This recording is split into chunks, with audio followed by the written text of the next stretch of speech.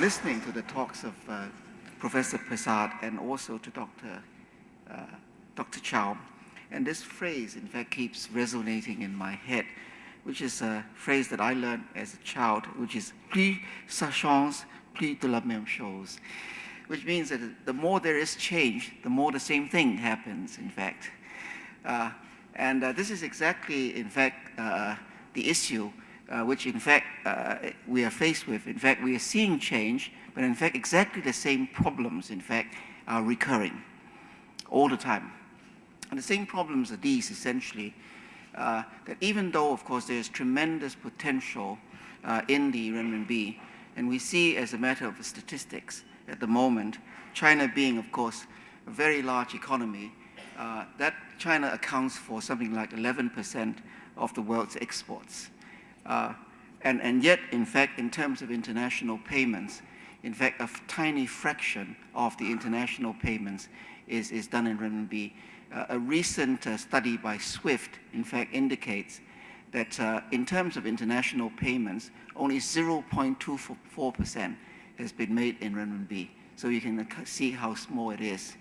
In terms of the money that China gets paid in, the currency that China gets paid in terms of its exports, in fact, 98% of our exports are paid for in foreign currency, of which 80%, in fact, is paid for in US dollars, the rest of the 18%.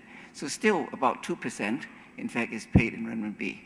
Now, compared to the United States, for example, the United States, in terms of its exports, 80% is paid for in US dollars, Japan, 70% in terms of Japanese yuan. Of course, both of these countries are fully convertible currencies, and of course, both of these countries, in fact, have a tremendous amount of their own currency in the hands of people who would have to pay for goods. The problem, in fact, for the renminbi is that very little of the renminbi is actually in the hands of people who have to pay for goods. And that is the issue. Now, what we have, in fact, in terms of renminbi now, of course, is that in Hong Kong, in many other places, in fact, people are depositing money in renminbi. So we have, in fact, a tremendous increase of renminbi in deposit accounts. But we have, in fact, the corresponding problem now of trying to actually get returns on the renminbi deposits. And that, in fact, has been the essential problem that's been facing all the banks. Although, of course, now a lot of people do want to have renminbi as a financial asset, but very few people actually want to have it for the purpose of trade settlements. In fact, as Professor Prasad says, people are very interested in being paid in renminbi. Very few people are interested in paying in renminbi. And that is the essential problem. Now, so what we need to do is to get people interested in paying in renminbi, which means, of course, the second point would be the availability of renminbi in the market and the ability, in fact, of the exporters in China to price their goods in renminbi. Because at the moment, if you are an exporter and you're selling to big chain stores in the United States or in Europe, they'll say, well, you must be mad if you want to be paid in renminbi. We just haven't got it. So you either get paid in US dollars or euros, or else, in fact, you don't do business with us. Now that of course, is the problem.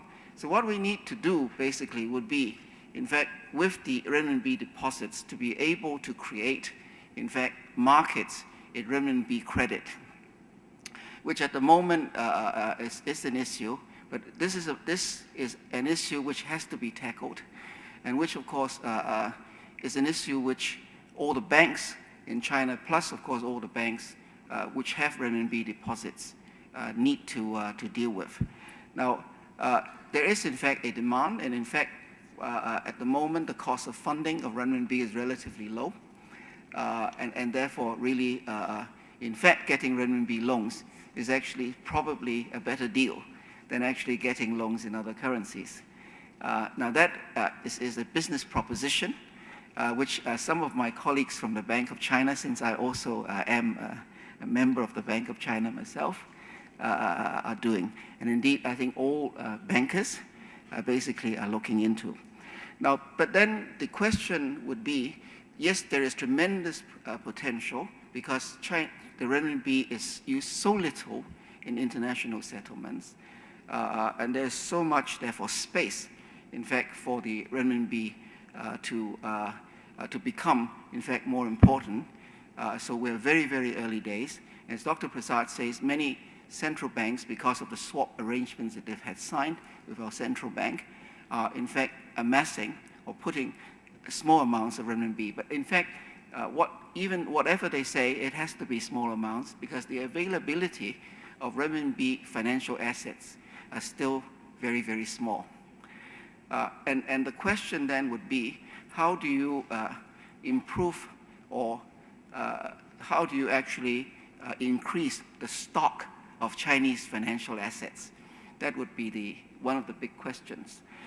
Now, improving the stock of Chinese financial assets requires a number of things, one of which would be, of course, people willing to hold it. Now, people willing to hold the assets would require not only that the asset itself, of course, is a good store of value, the currency is a good store of value, which Bernard has stated, but in fact, the instrument itself is a good store of value. Now, there are very few. At the moment, the Chinese PBOC or Chinese Finance Ministry dim sum bonds are very, very few. And there are a few corporate dim sum bonds around the world. But there are precious few. Now, the question is why? The question would be, people, in fact, do not understand, do not know these corporates very well. Chinese bonds as treasury bonds have been very, very illiquid at the moment. And therefore, really, what one needs to do would be to actually improve the transparency of the Chinese corporates. So that, in fact, remains one of the challenges that we have in the future. If people wish to buy Chinese corporate bonds, they should be comfortable, in fact, with the financials of these companies. Analysts should be able to see, in fact, how the gearing is like. They should be able to see how these companies would actually perform in the context of the financial policies as well as the macroeconomic policies of China, which is to an extent predictable. But then again, that requires more transparency from the central bank as well as the various ministries to enable their plans to be well known so that people actually can do reasonable macroeconomic analysis. Now, these are challenges for the future, the challenges which, in fact, I know as a fact that all of the policymakers in China are very well aware of. That we see basically in the past few years, for example, the transparency of the 5-year plan.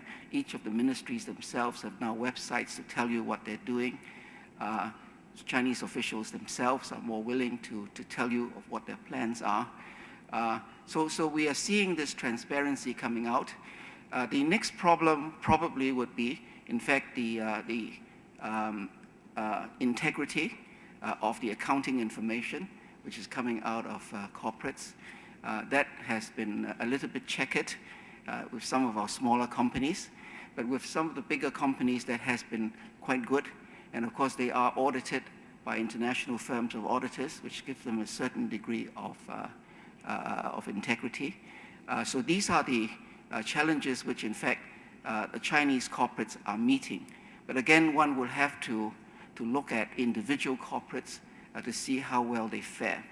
So the market, of course, is always very discriminating, and therefore the good companies, in fact, will in future be able to take up the space. What I think might well happen in the future is that we might see, in fact, a very large offshore renminbi market developing, in addition, in fact, to the domestic market. Now, we have seen that, of course, with the US offshore, the euro dollar, for example. We might see a very similar phenomenon, although for different reasons, arising internationally, where different places, Singapore, London, Hong Kong, New York, all of these major financial centers themselves, in fact, playing a role in intermediating the renminbi and creating, in fact, a market of financial instruments. In other words, we will have, in fact, bonds which would be issued in an offshore market in renminbi. The renminbi themselves, of course, then the market itself would be traded, and therefore people then would begin to actually amass renminbi financial assets. I think there is, in fact, tremendous space for an offshore financial assets market to take place, not only because now people are beginning to want to put the money in deposits. The next question would be, if the banks cannot give you a good rate, there could be somebody else who would give you a good rate. And therefore, in fact, a market will begin to develop. Now, I see that, why I see that, because of course, there's a certain déjà vu in my mind, because I was one of the people who started the X-share markets in Hong Kong. And the X-share markets have taken off, using, in fact, an offshore market as a proxy for the renminbi, but using the regulatory system, the transparency, the legal system within a market, which is more predictable. And therefore, within that market, you actually have the probability of a firm or a corporate or an issuer, in fact, coming good, in fact, on its promises. That, of course, is very important for a financial market because we all trade on pieces of paper. And if you trade on pieces of paper, the question is how good is the information behind that piece of paper, and how good, in fact, is the performance which comes out of those pieces of paper.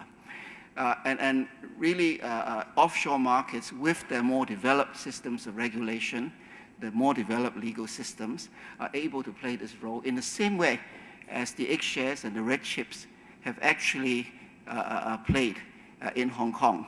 And this sort of market, in fact, will not be restricted to Hong Kong. This sort of market will be in any place where there is, in fact, a sufficient repository of renminbi. Now, how will renminbi, the renminbi, of course, itself will become a more important trade settlement currency, and therefore there will be more of that created internationally through the swap arrangements, and also, of course, through more trade, and believe it or not, through more Chinese consumption. And in fact, you'll find Chinese tourists going around the world. This is not going to be small spending, and there's going to be a lot more of that happening. And in fact, you will find, no doubt many of you have been to Europe, you've been to Paris, to London. In fact, all the shops now accept renminbi. And in fact, so therefore they are getting renminbi from Chinese tourists. Now, in the same way, in fact, people who sell stuff to China are also getting renminbi. So once they get renminbi, they have to put the money in the bank, and the banks will have more renminbi. They have to lend it out, and therefore, again, we therefore begin to see, in fact, a market developing. I think that would be how it will work, but the prerequisites themselves would be, as my two previous speakers have said, the issue will be in the ability of the issuers themselves of these financial instruments to gain the confidence of the market. That would be the essential issue. Now, without the confidence of the market, I think everything else is just talk. Thank you.